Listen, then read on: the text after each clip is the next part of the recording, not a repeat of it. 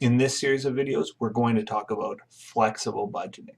And just to get started, I'm going to tell you a little bit of a story, and it's about my friend Joe. And Joe is in charge of the maintenance crew at a ski hill. And so I was talking to Joe, and he said, this isn't exact numbers or anything, but he said, I was given a budget at the start of the year, and in my maintenance crew, of course, I've got wages of my employees. And actually, let me just put a little title on this. Maintenance crew budget. Maintenance crew budget. And so under his budget, he's got to pay employees to do the maintenance on the ski hill, and the budget was $150,000. He also has like supplies, they got to buy small tools, they got to buy supplies to fix things on the chairlifts and wherever else around the ski hill, and they're going to use around $50,000 worth of supplies, and those are all we would call Joe's variable costs or variable expenses. So he's got $200,000 worth of variable costs. In terms of fixed costs, really the only fixed cost under Joe is the amortization of their equipment. And the amortization is expected to be around $100,000. So the total costs under Joe's area for the year were $300,000. So anyway, Joe gets this budget, 150 grand in wages, 50 grand in supplies, 100 grand in amortization. Now what happened was, so this was the plan.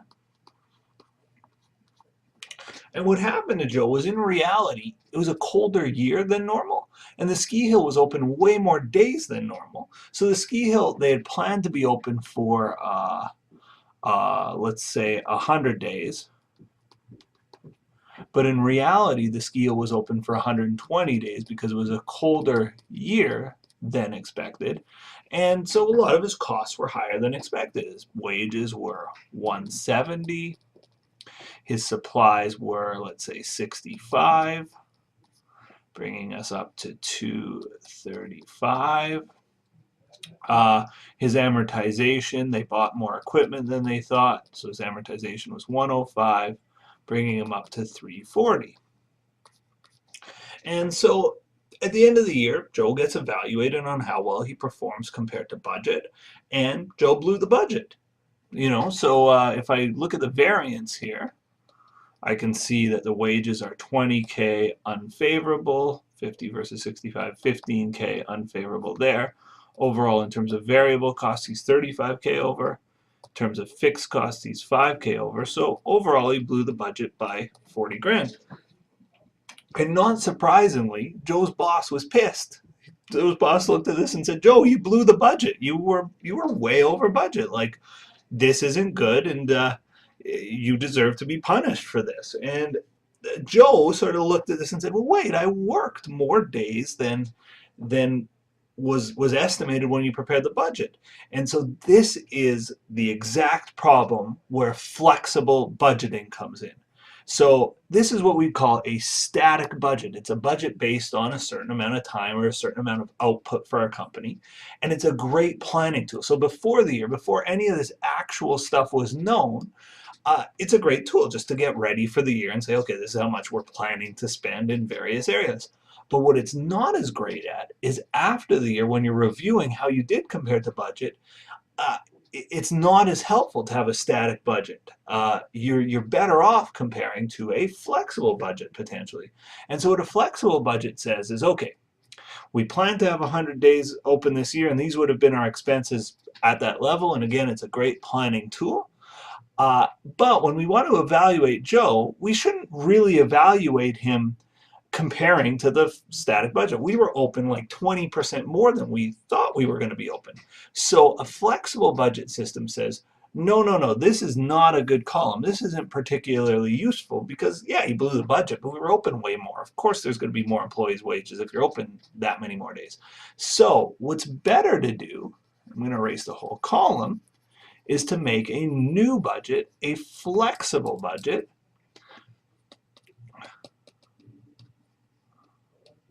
And that flexible budget, rather than being at 100 days as our old budget was, this flexible budget is going to be for 120 days.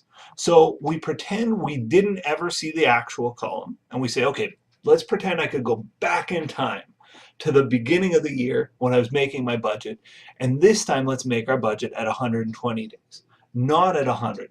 So again, we ignore the actual column. We pretend we don't know what happened. We said, if I were to start this year over and make a new budget, and I were to budget at 120 days, what would my budget look like? Well, not surprisingly, and here's a quick way to do it. I'll make a new column in here as well called the formula column. All I'm going to do is I'm going to say, okay, well, wages are 150 grand for 100 days. That means the wages are $150 per day. Supplies are 50 grand for 100 days. Oops, is it $150 per day or $1,500 per day? I think is the number. I missed a zero. 50 grand for 100 days. That means our supplies are 500 per day. Now, in terms of fixed costs, I don't need to look at a daily cost. They're fixed. Doesn't matter how many days there are, that's a fixed cost. So if I were to make a budget of $1,500 per day and I knew I was going to work 120 days, let's do a little bit of math here. Calculator tool, please. So again, my wages cost me 1,500 bucks a day. I'm going to be open for 120 days. I would estimate my wages would be $180,000. My supplies, 500 bucks a day for 120 days. I would estimate that my supplies would cost me, I'm thinking it's 60,000. Yeah, $60,000. So my total costs I would estimate would be $240,000. My amortization, I would, if I didn't know before the year started what my amortization or how many days I was going to work, or actually if I knew it was 120 days, I would still estimate amortization would be 100,000. Again, I don't know it's 105 in reality, but if I, before the year, if you told me, oh, you're going to work 120 days, if amortization is really fixed, I would say, oh, I guess my amortization is going to be 100 grand. So adding those up, my estimated costs here are 340. Now let's go down the line. My variance between my actual and my flexible budget is 10,000 for wages favorable. It's 5,000 unfavorable for supplies. So overall we're 5,000 favorable on our variable costs. My flexible budget for amortization was 100. I actually spent 105, so I'm 5,000 unfavorable there. And overall, I actually have no variance. So Joe, rather than getting penalized for this, he hit his budget bang on. He did a nice job there. And again, the wages were lower than we would have expected.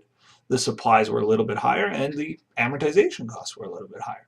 But his boss shouldn't be punishing Joe. Joe hit the budget bang on. The boss shouldn't be mad at Joe for blowing the budget.